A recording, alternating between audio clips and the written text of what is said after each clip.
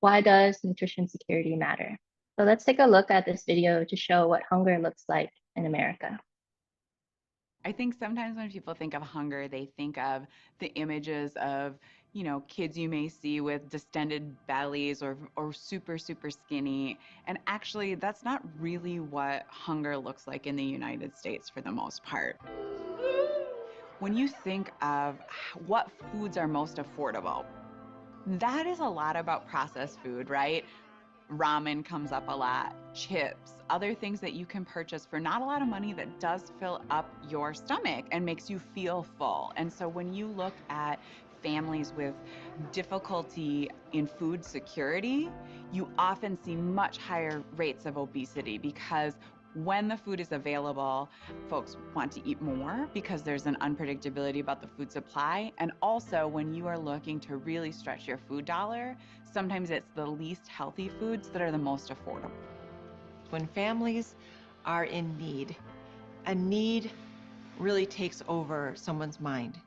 And it's hard to be creative and to understand and to do that investigative work of how to access resources.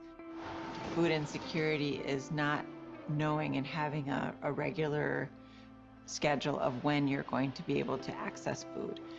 And that can be very stressful in a family because food is a basic necessity for anybody. There's something morally kind of corrupt that a family has to prioritize buying unhealthy things because it's cheaper rather than buying the healthy and nutritious foods that we know will sustain and make their families healthier. So here are some key points or takeaways from this video. Hunger isn't what most people think, right? With distended bellies and looking malnourished. There are higher rates of obesity in the food insecure. But why? I mean, it could be from lack of nutrition education and knowledge. And then especially like it's showed in the video, when there's an unpredictability in food supply, it is a lot more affordable to go with the unhealthier food options since it is what, fills you up, right? Or so what the majority knows of, right? So I'm asking you all to change the narrative to nutrition with me. We can educate the community together. So let's take a moment to look at these graphics. $20 can buy you a pretty filling meal for your family, but you can also use that same amount of money to purchase for a couple days worth, possibly a week's worth of food at the grocery store. My mom always used to take us to the 99-cent store on Tuesday, and when I asked why that particular day, she said it was because she said that was their restock day. She also always made sure to look through all the newsletters to find coupons so she can look at the deals, so she'll be able to feed me and my 4 siblings. I understand now her methods, and I hope to share these healthy budget friendly tips with you to share with others. Food security has now evolved to nutrition security. As we watched in the previous video, it's not enough to just give food out. You have to add the nutritional value of food to the community in order to sustain families. Poor nutrition has been the leading cause of illness in the United States, with over 600,000 American deaths climbing each year due to diet-related diseases such as obesity, diabetes, and heart disease. Statistics also show that 3 times more Black households experience food insecurity than of white households. Overall, 85% of healthcare spending is related to these same diet-related chronic diseases. Like in the video she had shared, food is a basic necessity. If we look at Maslow's hierarchy of needs, the most basic pillar of those needs to be met in order to reach self-actualization is the physiological need. Food, again, is a basic necessity for us all. So not having that basic need, that basic security, that's concentration, memory, mood, and motor skills, all of which a child needs to be able to be successful in school. So let's see if you can identify hunger in this video.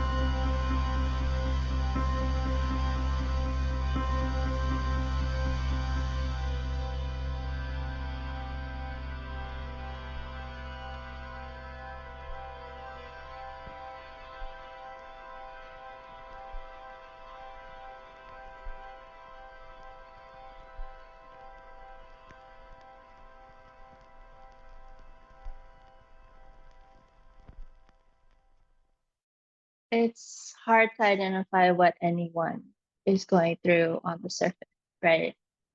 So, how can we tell if someone is really suffering from hunger and insecurity? How can we identify this without the stigma associated with it and making it blatantly? Well, there is a meal program available in California called California Universal School Meals, which was launched 2 years ago during the school year 2022 to 2023 and is still going on strong. The program allows for all students to eat for free, regardless of household income, thus reducing the stigma with getting free meals.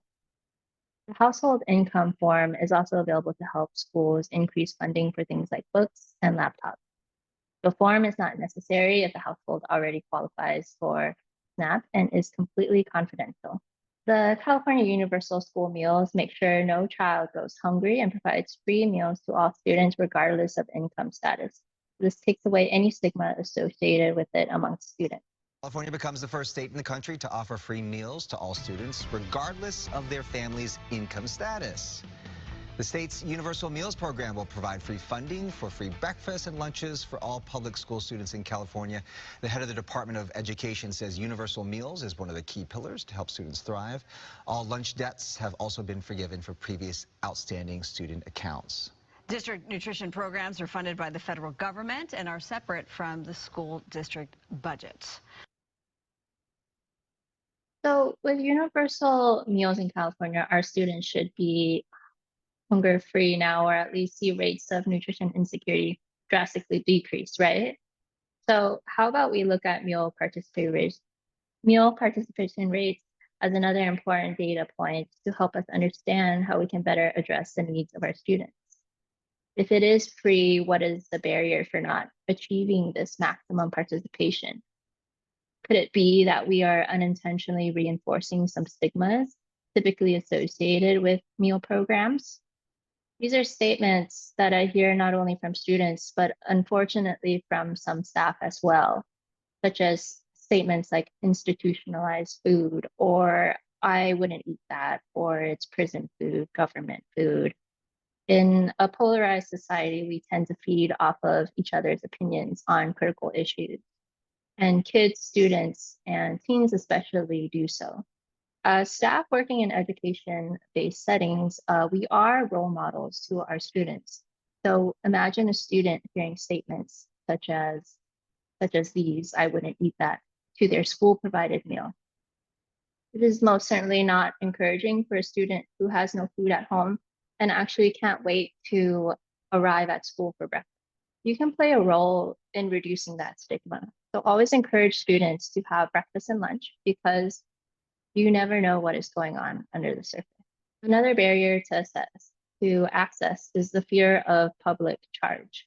The public charge rule refers to reasons that a person could be denied a green card, visa, or admission into the United States based on the likelihood that they may become dependent on certain government benefits. The statement below comes straight from the California Department of Education, stating that the public charge rule does not apply to programs such as school nutrition programs, to SNAP, or any other public health benefits. As much as we know this to be true, there is an instilled fear on being deported or denied access to the US, but many immigrants can safely receive these public benefits. It pains me to recall this, but as I was giving out free samples at a middle school for a taste test, a group of students came to me asking in Spanish if the samples were free and if it was all right for them to take it since they were scared of getting in trouble. I also had many parents very defensive and or concerned when asked about their income when I was collecting household income forms for more school funding or applying them for WIC benefits, even after I've already informed them about their confidentiality and that they were safe in receiving these benefits. But I implore you to let's continue to reassure them. So that little girl is holding that sign up for you all, saying all kids should be safe. And I want to hold that sign up for you too.